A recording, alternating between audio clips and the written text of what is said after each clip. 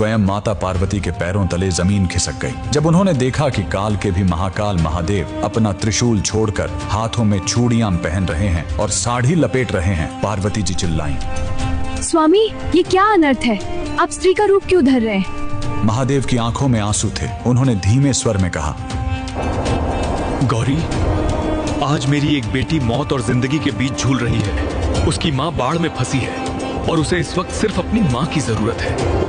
जी हाँ, महादेव एक औरत बनकर एक गर्भवती महिला की डिलीवरी कराने पहुंचे थे। आखिर वो भक्त कौन थी जिसने महादेव को दाई बनने पर मजबूर कर दिया? यह कहानी है दक्षिण भारत की रत्नावती नाम की एक परम शिव भक्त की। वह गर्भवती थी, समय निकट था। उसने अपनी माँ को बुलवाया था, लेकिन तभी कावेरी नदी में भयानक बाढ़ आ गई। उसकी माँ नदी के उस पार फंस गई। इधर रत्नावती को प्रसव पीड़ा शुरू हो गई। आधी रात, बिजली की कड़क, चारों तरफ सन्नाटा, घर में कोई नहीं। वो दर्द से तड़प रही थी और बस एक ही नाम पुकार रही थी, हे महादेव, हे मेरी माँ, मेरी रक्षा करो। कैलाश पर महादेव का आसन डोल गया। माँ पहुंच नहीं सकती थी, इसलिए महादेव ने स्वयं उसकी माँ का रूप धरा। अचानक रत्नावती के घर का दरवाजा धीरे से खुला। सामने उसकी माँ खड़ी थी। उस माँ ने रत्नावती का सिर अपनी गोद में रखा, उसे सहारा दिया, एक कुशल दाई की तरह उसके बच्चे का जन्म करवाया। पूरी रात महादेव एक औरत बनकर अपनी बेटी की सेवा करते रहे। उसे खाना खिलाया, लोरी गाकर सुलाया। सो जा मेरे लाल